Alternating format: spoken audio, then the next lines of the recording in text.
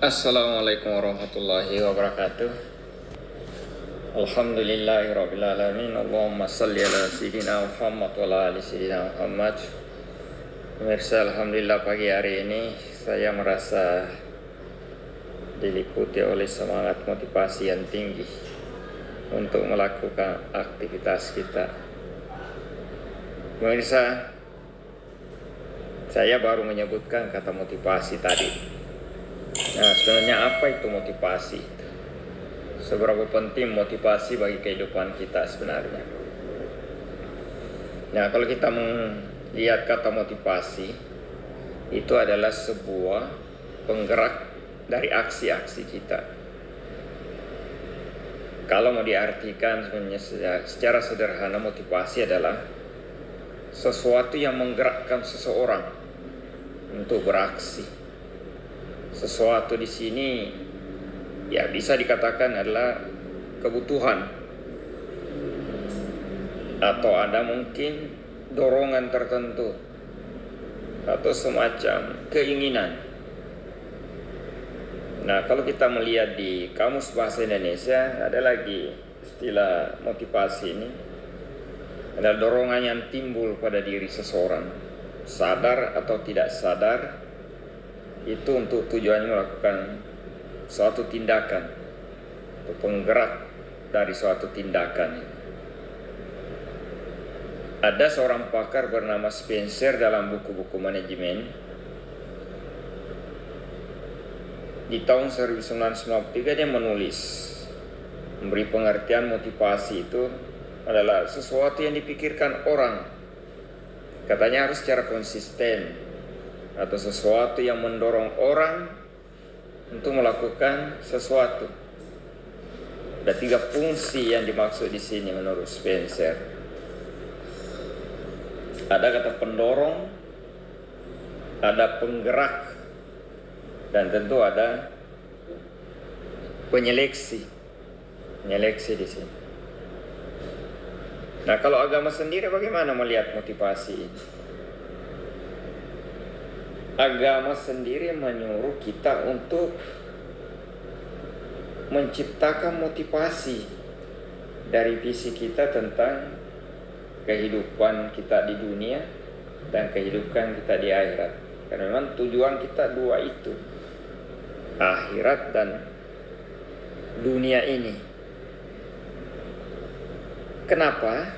Karena memang motivasi untuk mencapai visi itu sangat terkait dengan perilaku kita nanti sebagai action, untuk melakukan actionnya. Kalau yang memotivasi kita hanya kehidupan dunia, maka langkah kita akan ngawur, karena kita cuma mengejar dunia semata. Makanya harus diseimbangkan dengan akhirat kita. Ada dalam Al-Quran surat Al-Mu'minun di ayat 74 itu, A'udzubillahi minasyaitonirrajim, bismillahirrahmanirrahim. Wa innal ladzina la yu'minuna bil akhirati anis sirati lanakibun.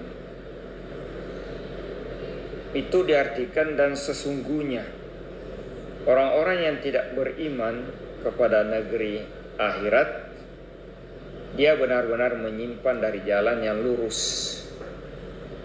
Jadi motivasi kita adalah senantiasa untuk berbuat kebaikan, untuk mencapai akhirat nanti. Nah, jika kita punya motif untuk meraih prestasi, maka motif itulah yang akan mendorong kita untuk melakukan sesuatu. Nah, jika kita punya motif keinginan untuk mendapatkan sesuatu, maka motif itulah yang akan mengarahkan kita ke tindakan-tindakan untuk mencapai keinginan yang dimaksud tadi. Nah, jika Anda atau kita ini punya motif yang kuat untuk berprestasi di bidang kita masing-masing, maka motif itulah yang akan menyeleksi tindakan kita. Apakah ini bisa mencapai tujuan atau justru akan membuat kita terpuruk? Nah, makanya tadi harus ada seleksi. Jangan sampai tindakan kita justru mengarah ke kegagalan. Tujuan kita tentu adalah keberhasilan tadi. Nah, orang yang motifnya tidak kuat, maka langkahnya sebenarnya tidak teratur dan tidak selektif.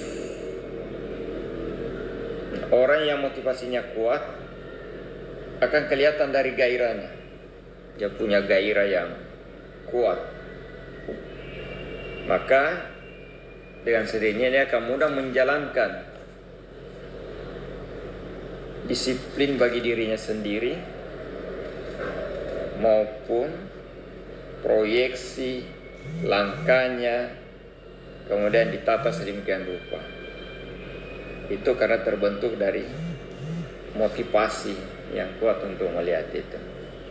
Kalau kita melihat keberhasilan orang-orang besar, apakah dari birokrasi, entrepreneur, pengusaha,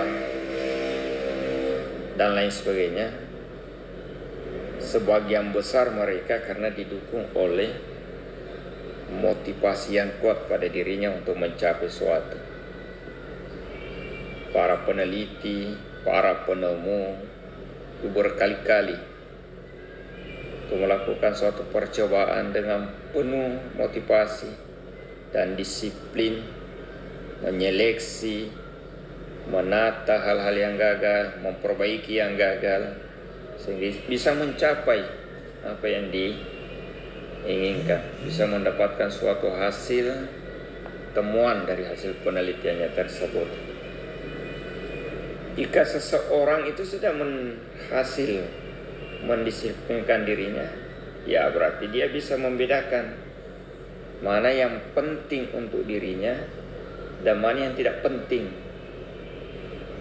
Jika seorang sudah bisa membedakan ini dan itu, berarti kebiasaan hidupnya akan efektif karena dia sudah fokus.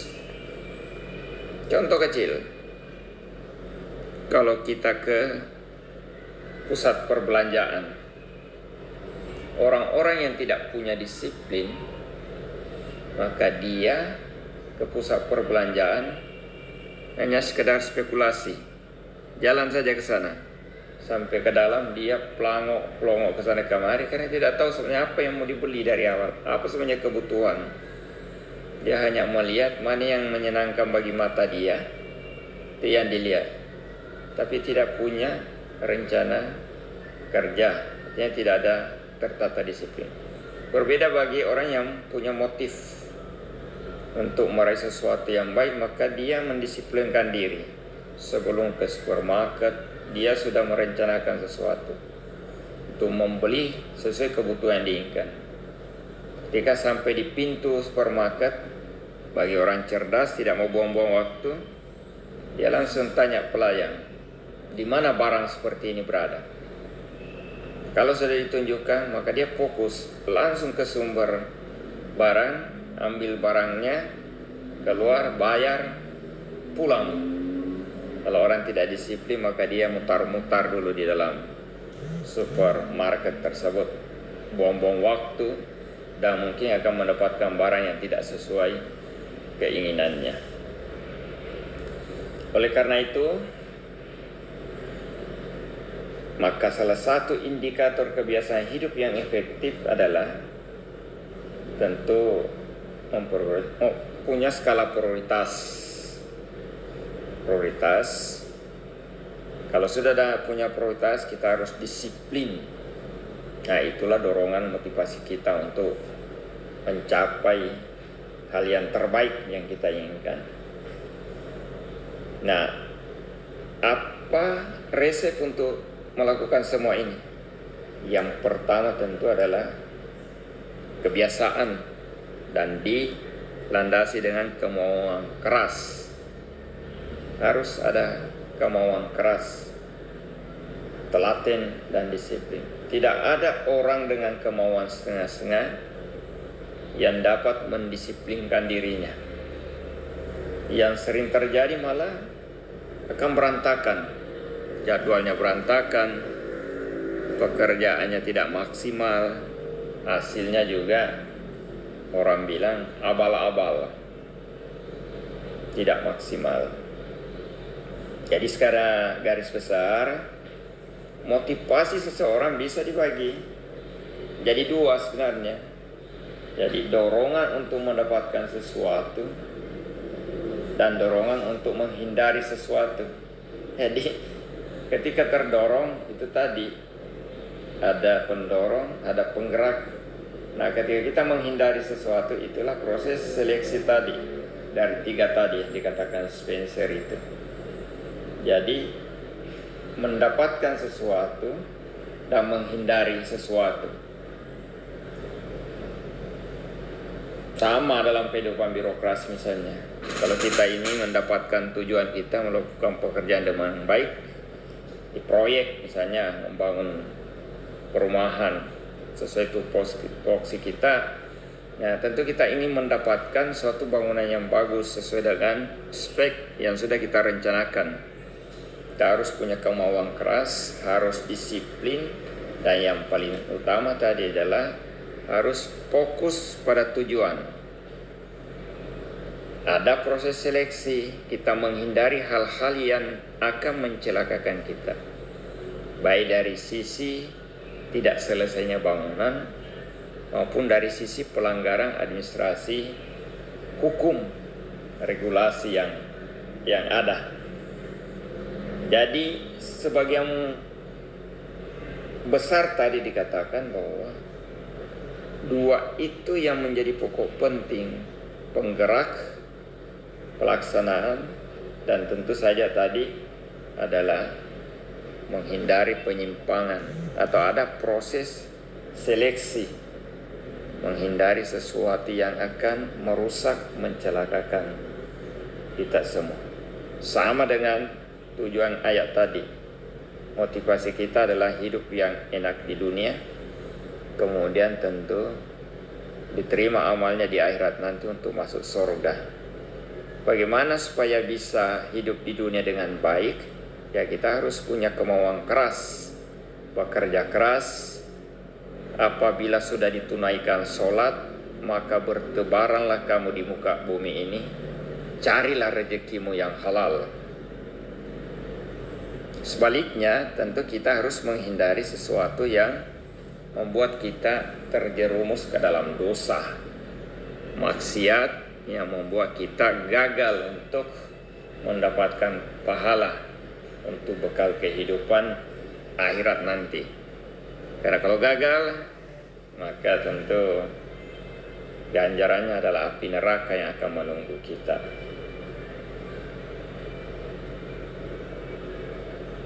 Nah, tadi dikatakan bahwa salah satu unsur penggerak juga adalah perilaku kita nanti. Perilaku. Nah, apa-apa yang harus didapatkan dari agar perilaku kita ini bisa digerakkan dengan baik. Pada dasarnya ada 4 faktor yang bisa membuat kita menggerakkan perilaku kita dengan baik.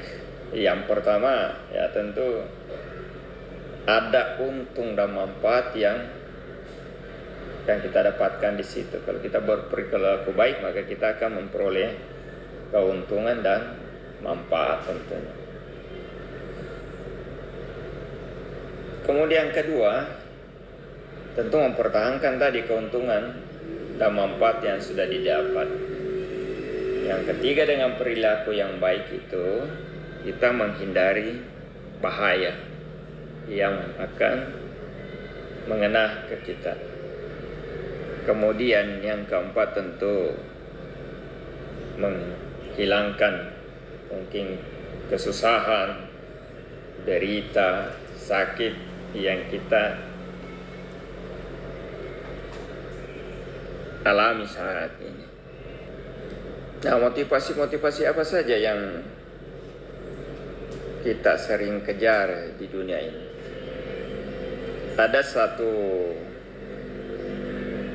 ahli yang bernama David McClelland. Dia seorang psikolog. Dia mempopulerkan 3 hal kebutuhan yang menggerakkan motivasi kita. Yang pertama namanya adalah the need for power. Bisa disingkat NFOW. Apa itu? Itu adalah semacam kebutuhan seseorang terhadap kekuasaan. Itu kekuasaan yang punya kuasa untuk mempengaruhi orang lain. Nggak bisa mengontrol orang lain, kemudian mengarahkan orang lain, dan memimpin, dan seterusnya. Nah, kalau sekarang ini banyak hal-hal seperti di dunia politik, ingin memperoleh kekuasaan. Kemudian yang kedua, ada namanya the need for affiliation, disingkat NAF. Itu adalah kebutuhan seorang untuk berafiliasi, berinteraksi, bersosialisasi, berkomunikasi, kebutuhan untuk mendapatkan stimulasi, dan seterusnya. Ada hubungan dengan manusia, afiliasi dan manusia. Dan memang kalau di agama juga itu sebelum hablum minan nas, bersosialisasi dengan manusia, karena kita adalah zoom politikun, manusia sosial, tidak bisa hidup sendiri. Kemudian yang ketiga, the need for achievement and age. Itu adalah kebutuhan untuk berprestasi, bisa mengubah hidup yang susah menjadi tidak susah, yang miskin menjadi tidak miskin. Itu kebutuhan untuk berprestasi, mencapai sesuatu, keinginan yang kita inginkan tadi, lepas dari kemiskinan, lepas dari hutang, atau naik jabatan, pangkat mungkin. Kalau itu dianggap prestasi,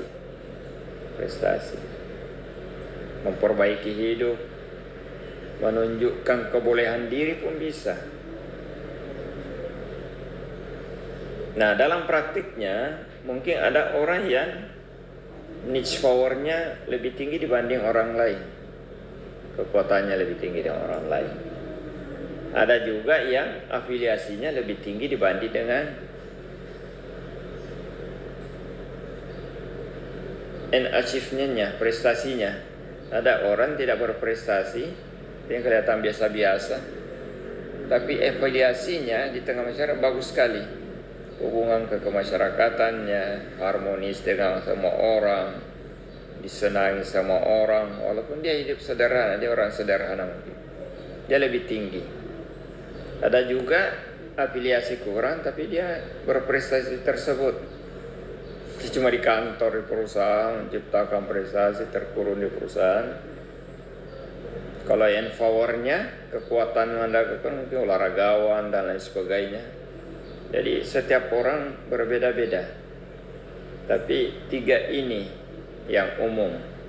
And power, needs for affiliation, dan needs for achievement tadi. Pada dasarnya sebenarnya ketiganya itu saling melengkapi. Walaupun ada yang dominan tadi. Ada yang dominan. Yang jelas semua orang memiliki kebutuhan. Nah, kebutuhan inilah yang menjadi sumber motivasi kita untuk bergerak, bereaksi, dan melakukan tindakan. Nah, kalau kita juga ingat Abraham Maslow, seorang psikolog humanis juga. Dia mempretensi melihat bahwa manusia itu punya 5 kebutuhan berjenjang.